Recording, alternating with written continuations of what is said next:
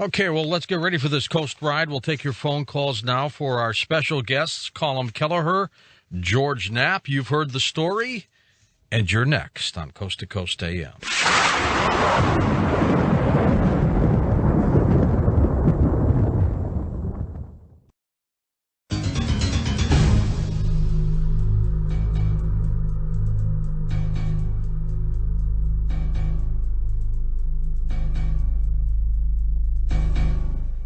And back to George Knapp and Colin Kelleher and your phone calls right here on Coast to Coast AM. George, what shift do you have now? What shows do you anchor in Las Vegas? I'm not anchoring anymore. I'm strictly the chief investigative guy, but I don't have a regular shift. I mean, my hours are supposed to be like 9 to 6, but I basically work all the time. Whatever it takes. Yep, been there. Colin, what's new for you? What's on your plate? Well, right now I'm working in a biotechnology company in San Francisco, and I think like George, I'm basically working around the clock. It's a nice change from Las Vegas, but definitely a challenge. And how did you get your name, George? I was named after my father's father. Same thing. I'm the fourth George in a row. Okay, good for you. Let's go to good the name, phones. right? Absolutely, it's different. Wildcard line, welcome to the program. You're on the air. Hi there. Good morning, George. How you doing? Another fascinating show. This is Jim from Wichita, Kansas. All right, Jim. Good to have you with us. And good morning, George. Good morning, Colin. Good morning. I have a kind of a hypothesis that I'm thinking about throwing out to you guys based on what you were talking about here. And earlier when you were talking about how you noticed that, or the people that were on the ranch noticed how things were appearing, and they'd go tracking them, and they'd kind of just disappear on them, and they'd have no trace of them. They couldn't explain where they went. What I was thinking was maybe, and I was wondering if you guys had maybe thought about this, being that this has been going on for a while, or that people were thinking that this has been going on clear back into the 1800s or even earlier, is it possible that this site could have been or is the site of like an interdimensional gateway that is allowing things to pass, back and forth between another dimension to ours, and that would explain how things are able to just kind of blip in and out of our existence and into wherever, Well, I think that's a really good question, and one of the things that we didn't talk about in the previous 2 hours was something that Tom Gorman, the rancher, used to look at in the evenings from on his property, and that was a large orange object that used to kind of float over about a mile away over an old abandoned homestead on his property. And so he used to set up his rifle scope right outside his homestead and look at this thing very carefully to see what the hell it was, because it was there sort of very, very often. And on one particular evening, he was looking through this thing, through his scope at this thing, when he saw a different sky through this orange object. And he swore that it was like a blue sky, and this was late in the evening where he was, but he could see a blue sky almost like another world. He was looking into another world through some kind of a hole in the sky. That's how he described it to me. Now, as he was watching through his scope, he saw a tiny black object moving very, very fast in his direction, and it was getting bigger and bigger, moving at incredible speed. And as he watched, it seemed to fly through this, from the lighted sky section over into the dark sky. It was moving so quickly. Once it moved into close to where he was, it vanished into the night. But he swore that there was some kind of a dimensional phenomenon that he was watching.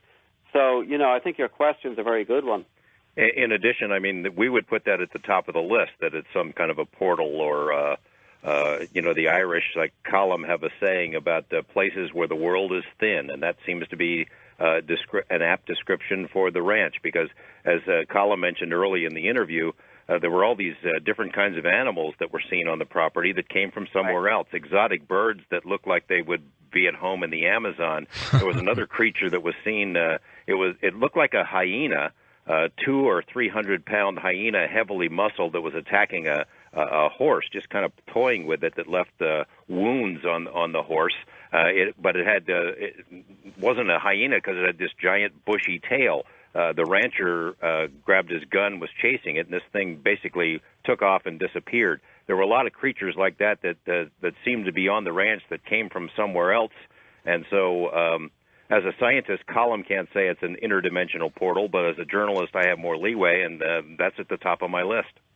Great. Well, I just wanted to say that I think you guys are doing a heck of a job, and I really appreciate all the work you guys are doing. And George, I love the show. I've been listening to it a lot of years. Thank you, Jim. Again, a really great show. Thanks a lot, guys. Appreciate you and your question. By the way, George Knapp, the folks at the NighthawkZone.com chat room would like to know that John Lear is there listening to you as you speak tonight. John's a great guy, and I owe him a lot. Small world, isn't it? Yep. First-time caller line. You're on Coast to Coast. Hi there. How we doing? Good, sir. Go ahead. Good. I just wanted to give you some information about. I heard you talking about Area 51, and I used to work for the United States Air Force back in 2003, 2004, Mm-hmm. and I was part of the. If you're familiar with the security forces, Sure. and we're basically the Air Force's cops. And a friend of mine that I went to tech school with, he works at Area 51, and as far as I know, last time I talked to him, he's still working with that particular base. And you're right when you said that they probably have moved all of their operations out of that base. They have, and from what information I do have and can tell you, it's somewhere in Colorado now. And I apparently, from what I've heard, is it has some connection with the NORAD defense center there. It's probably underneath the Denver airport. And wouldn't doubt it. But in my time as being security forces, I've done the stuff. I've looked after our nuclear weapons and whatnot, but never got the chance to go to 51. Did you ever see any objects hover over the nuclear sites at all? No, but a lot of my coworkers did, and they swore up and down that we were all getting attacked by little green men with space guns, and they were darn serious, weren't they? Yeah, they were. And to tell you the truth, what my friend was telling me about Area 51 is you're saying about the flying saucer type craft. That from what he told me when I last saw him. That is true. The Air Force was working on a project that required the craft to be in a shape like a saucer because it's more area, more surface area to put a lot of equipment on. And apparently they were trying a new type of propulsion, and it has something to do with electromagnetic propulsion. Sounds like anti-gravity. Yeah, real new. Exactly. You know how you take a magnet, North Pole and a South Pole. You put the two North Poles together and they repel each other. You got right? it. Yep. That's the same type of thing they're doing. The reason they had to make it in a circle or a disc shape is because they can fit all of the whatever equipment they need to use that on there. And so... Well, somewhere along the lines, this story is going to bust loose, and I hope we're part of it when it does happen. Thanks for your call. Appreciate it. You know, George Knapp, on some of these UFO sightings that people see, the object is rotating within itself, and I wonder if that has anything to do with the propulsion system. Well, I'm not an expert in that area, but yeah, I mean... Bob Lazar could better address the question. The craft that he described were all sort of solid objects, and I don't recall him describing anything that sort of rotated around itself, but that's not entirely removed from some of the objects that were seen at the ranch. Would you agree, Colum? Yeah, and I know the other hotspot that we spent a lot of time in was northern New Mexico around Dulce, which coincidentally also has an Apache, a Native American population, but we interviewed probably 200 separate eyewitnesses over quite a period of time. Many of them said the same thing, that they were that these circular objects would come over Mount Archuleta or come over some area near Dulce, and they would be spinning underneath. They were that narrative was very, very common. Hey, I want to share a story with you, George, about the security forces at Area 51. Sure. I had done all these stories, of course, and it caused innumerable headaches for those guys out there because of all the people that try to get on the base or sneak onto it or take photos, and they're always chasing us out. They've chased me out of there many, many times. A couple of years ago, the Area 51 guys went on strike, and I got these anonymous calls that said, hey, show up at the Janet terminal at McCarran Airport. There's a really interesting development, and I go out there, and they're the guys in their camo uniforms holding picket signs because they felt they were being unfairly treated. I was a little bit tenuous about approaching them because I'd caused them so much trouble over the years, got out of the car, and they embraced me like I was a celebrity or something. All of a sudden, I'm taking photos with them and signing autographs and thanking me for supporting their union action. A lot of them had these little alien pins on their uniforms. Maybe it was a joke, maybe it wasn't. A couple of hours after my story aired, they were all contacted and were told to knock it off or they would be stripped of their security clearances. But a couple of them told me, hey, watch a couple of days from now. We're going to send you something. And 2 days later, somebody dropped off at the TV station my own camo uniform from Area 51. There you go. A nice little gesture. I love it. Back to the phones. Wildcard line, welcome to Coast. You're on the air with us. Hi there. Hi, George. Hello. And George and Colin. How are y'all this morning? Good evening. Good, thanks. We're doing well. My name is Carrie, and I'm calling from Western North Carolina. One of you, I believe it was George, had mentioned when you were describing this entity at the ranch as it being sort of a trickster.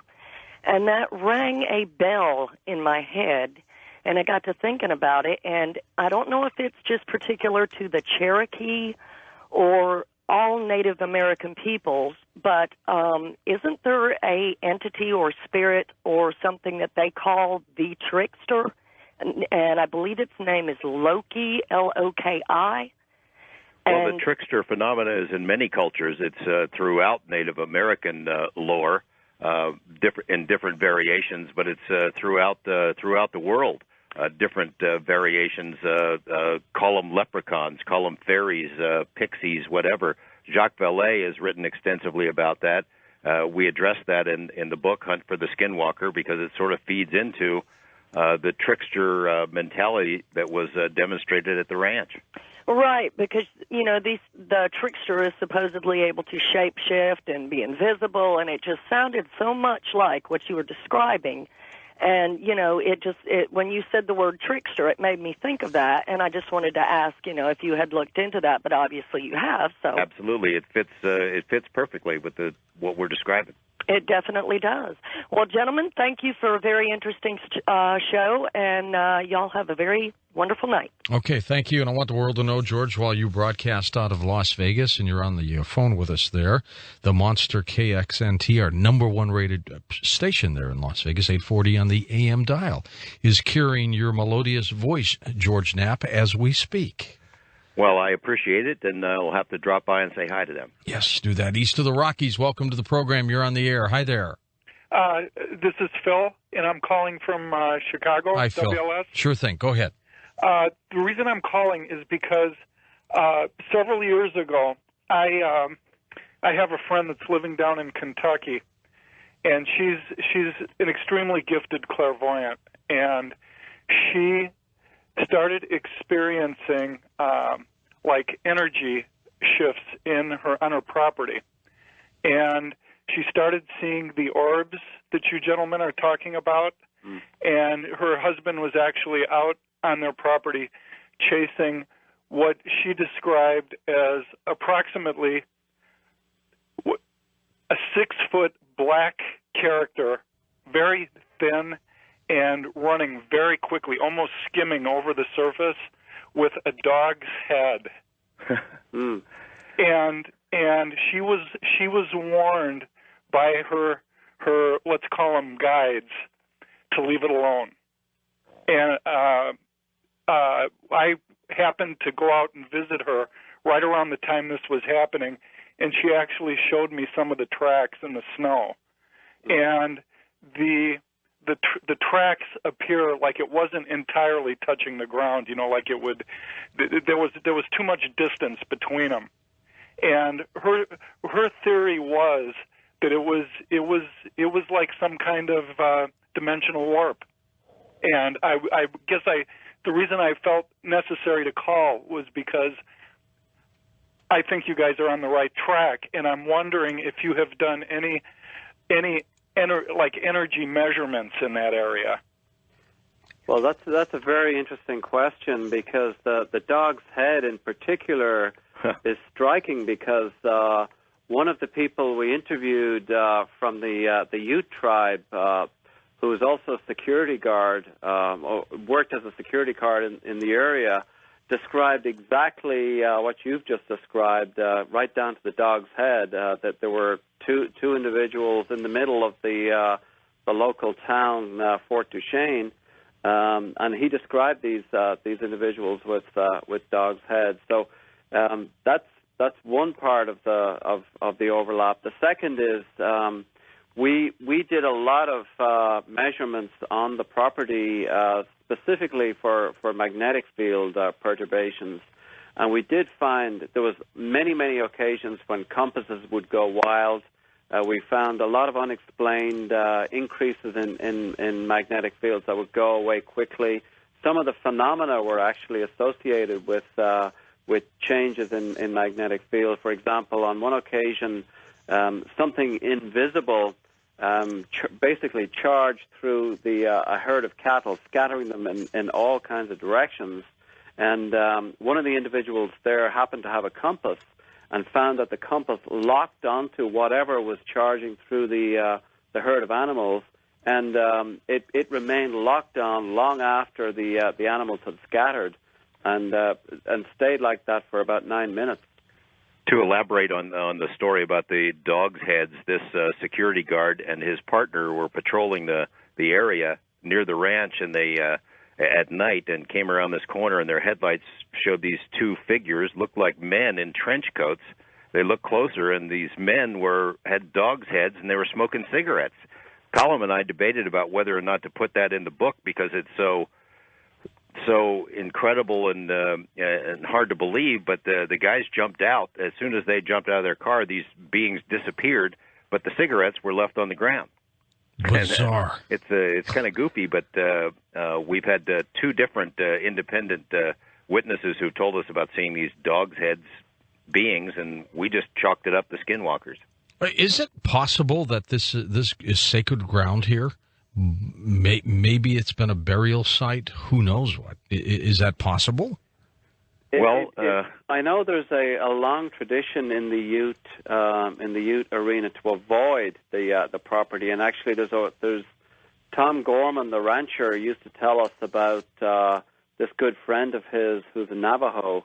Came to visit him one time and stopped at the gate. Basically, would not go on the property because it was the opposite of sacred ground. It was cursed, and this whole path of the Skinwalker legend that gave rise to the title of the book is the same thing. In general, and this is not 100%, but in general, members of the local Native American tribe do not tend to congregate on that property. We'll be back. Final phone calls with George Knapp and Colum Kelleher and you on Coast to Coast AM.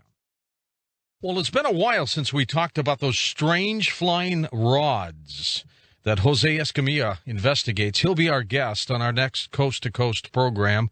Then Thursday, the great debate between Jerry Corsi and Mike Rupert as we talk about peak oil. Then Friday the 13th, guess what those open lines will be all about. But we'll be back in a moment. We'll wrap things up with final phone calls with our two special guests tonight, Colum Kelleher, George Knapp, and you on Coast to Coast AM.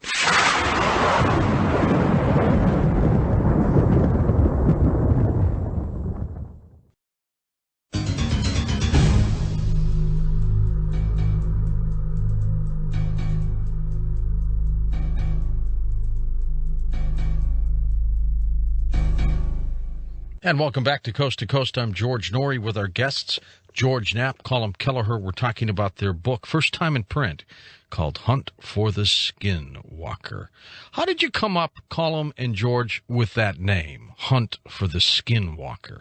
How come you didn't say Hunt for the Extraterrestrial or Hunt for something like that? Why Skinwalker?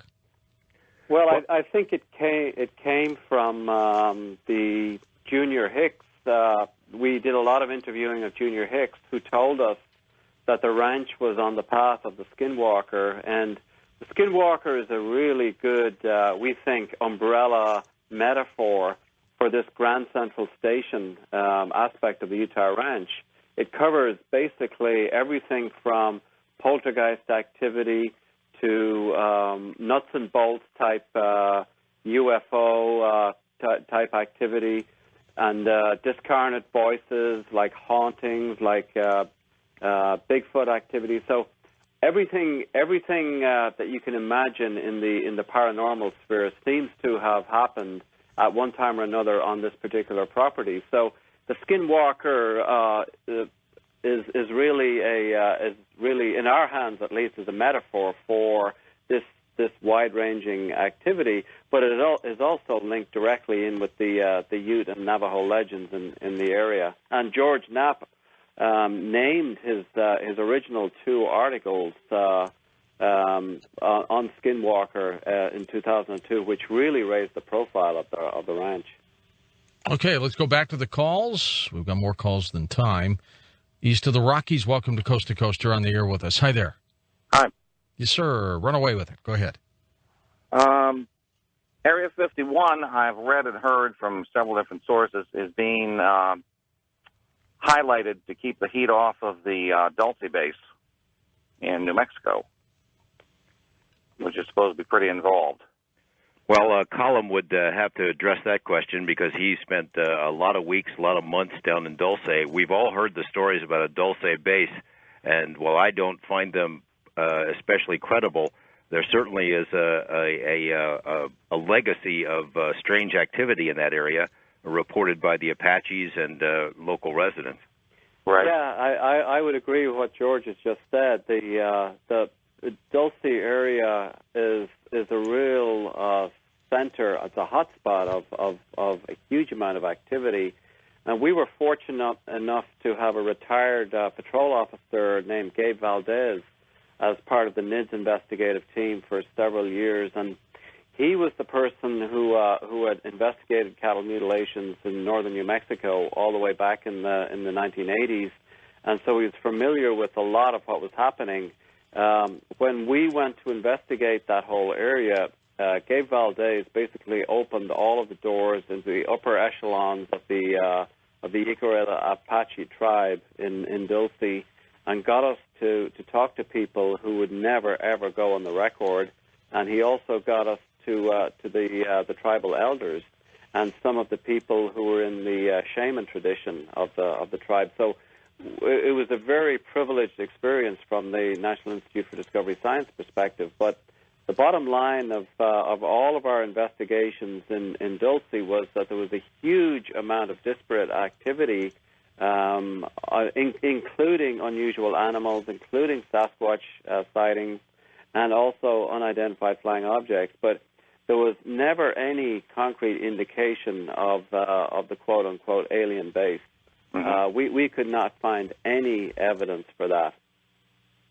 Now, with the unusual animals, how does the chupacabra fit into all this? Because when I was in Puerto Rico in the early 60s, there were no stories of anything that went bump in the night. And then we've got this the story of this thing that started, I guess, in the 80s. Yeah. The chupacabra is kind of, there's certainly animals that attack horses and cattle, as we've actually discussed earlier on the program, associated with the property. Whether or not they are associated with this chupacabra phenomenon, we don't know. But actually, the National Institute for Discovery Science did send an investigator to Puerto Rico to investigate some of the chupacabra sightings, and he came away with a lot of weird, very weird experiences, actually surreal, but never could nail down anything concrete. Yeah, seems to be centered pretty much around the mountainous region, around the Anvil, El Yunque, they call it. Okay. There's a lot of sightings around that particular region. Well, there appears to be some all around the country, too, as well. They're bizarre stories, but you did not get any of those reports on this ranch, I take it, right? We did have reports of animals, you know, the unusual animal, that the hyena-like creature right. that George described attacking the horses, but specifically we did not find any overlap with the chupacabra. But we did investigate a case. The National Institute for Discovery Science investigated a case in Duchesne, Utah, which is not all that far from the property, where there was multiple horses extremely severely mauled, and that the local game and fish officer ruled out standard predators. We could never find out what had actually perpetrated those acts. Is NIDS still functioning? NIDS is on ice in terms of investigations. Yeah, that's what I had heard. As of about just over a year ago, but it could be reactivated at any moment, and that is subject to to Robert Bigelow's decision. Right. Isn't he now contemplating building space hotels? Wasn't that what he was thinking about? Well, he is more than contemplating. He sometime this year will probably be one of the first private entrepreneurs to launch a privately owned space station in orbit. And one of those launches is probably going to happen in the year 2006. So he has a team of close to 100 engineers from the aerospace industry focused in Las Vegas and in Houston, Texas. And the name of the game is to build the first privately owned space station. He has put an incredible amount of money of his own out of his own pocket into this process. I'm maybe the only TV reporter allowed into his facility, and I've been out there a lot of times. It's an absolutely incredible undertaking, and Bob Bigelow, you know, in the UFO field, which has a sort of a conspiracy bent anyway, he's seen as a shadowy guy with all kinds of connections. He's not a shadowy guy. He's here in Las Vegas. He's well known as a philanthropist and a successful businessman, and he has taken this from this idea of a space habitat from zero to where it's ready to go. I mean, it would already have been launched in November if the launch facility had been ready. But Bigelow and his team are ready to go. He's got NASA scientists working for him, and believe me, you know, in this race to get the first habitat up there, it'll be Bigelow, not Branson, who wins that. Who does it? Is Bigelow the one that the movie Contact was based on? Remember the guy who financed Jodie Foster's efforts? Was that based on him, maybe? Well, that's an interesting angle. Not to my knowledge, no. You never know what's going on. I mean, you know, same kind of character, but no. You do know, George, we're going to send you up on one of these flights so you can report back for us. I'm ready to go. I'm staying close to Bigelow, too. Oh, yeah. If you know him, you might as well go, and heck, we'll take a feed with you. Somebody's got to go. Yep, absolutely. Maybe we'll send you and Richard Hoagland. West of the Rockies, welcome to Coast You're on the air. Hi there.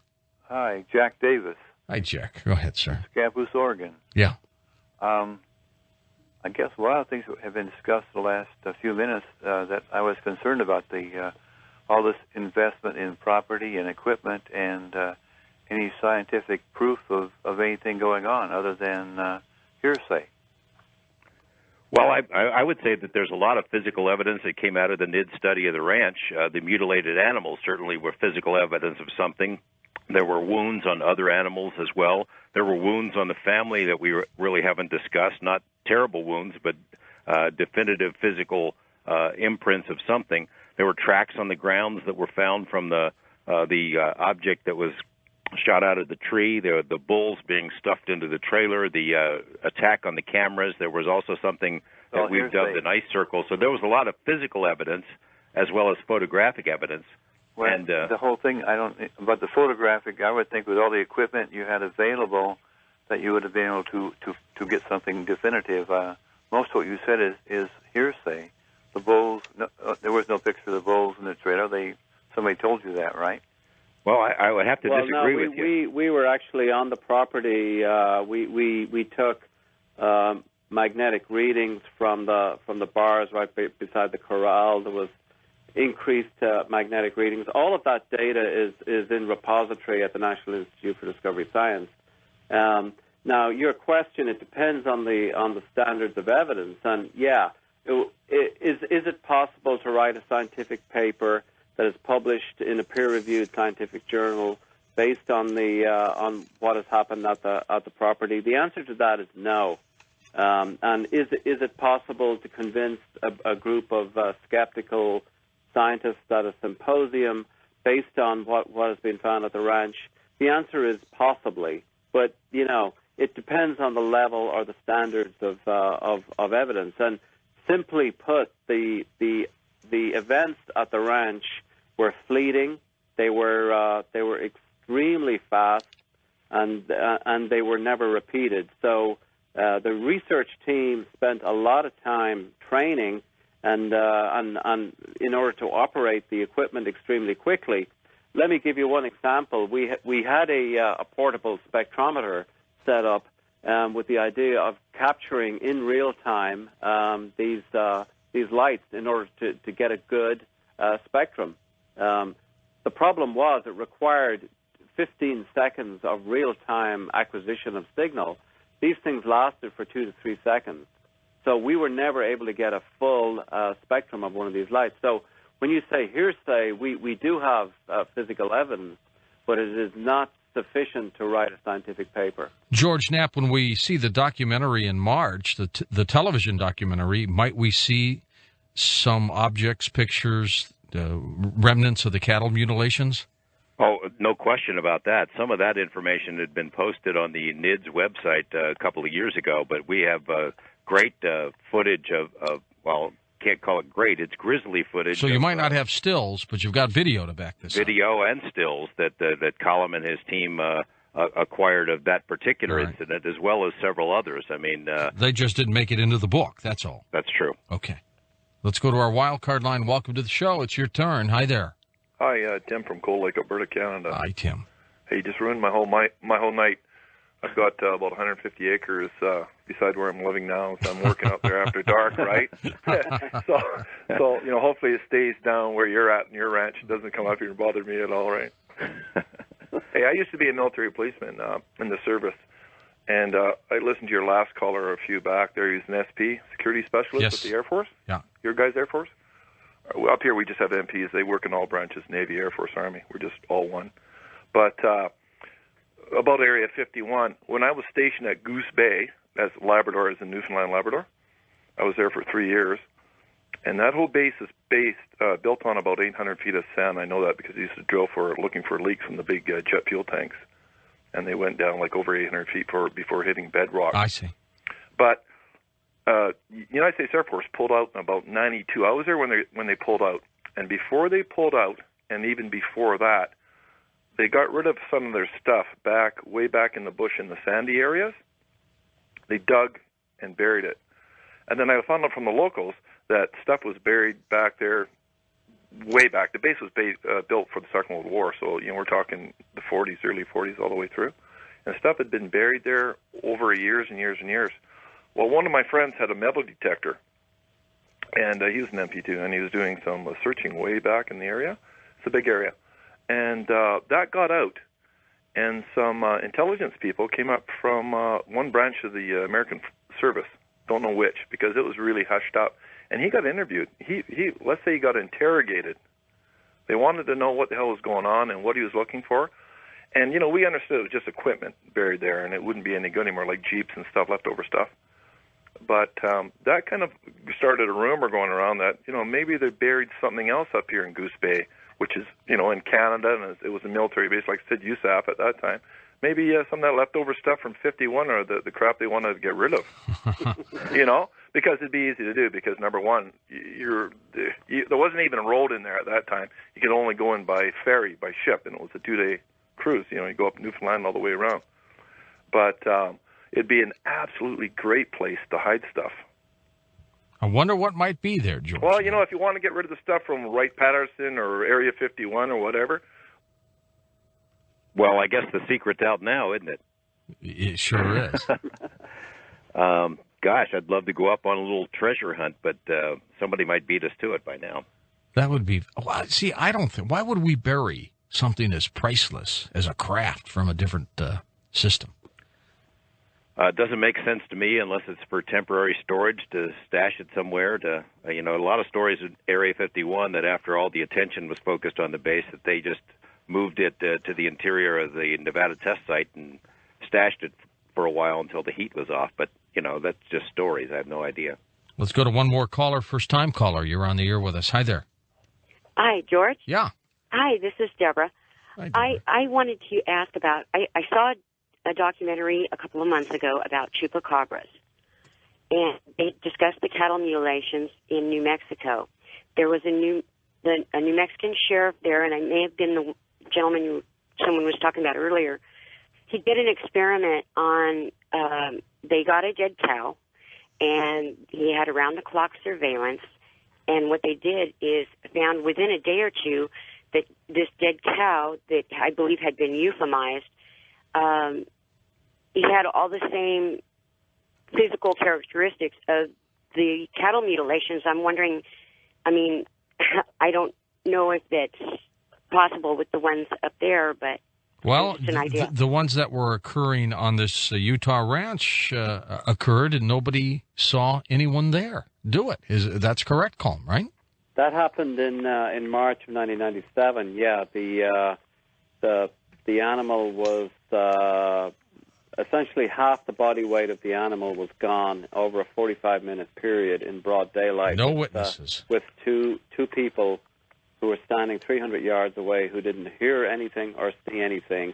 Now, the interesting thing, and really what stunned me about this case was it is extremely difficult to dismember an animal and not leave a drop of blood on the hide I think or the so. inside of the animal. It is extraordinarily difficult. Blood spills, and even an 84-pound calf has a couple of liters of blood. But we even went to the extent of going to the local slaughterhouse, getting a couple of liters of blood and scattering it on the grass to see if over time maybe it would seep into the grass and disappear, and maybe that's where the blood might have gone.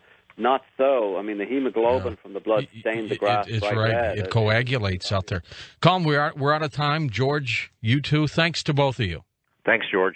Thank you very much. All right. For Steve Carr, Dan Galante, Tom Danheiser, Lisa Lyon, Lex Lonehood, Sean Laudasori, and Punit and Art Bell, I'm George Norrie. Somewhere out there on Coast to Coast AM. I'll see you on our next program. Until then, be safe, everyone.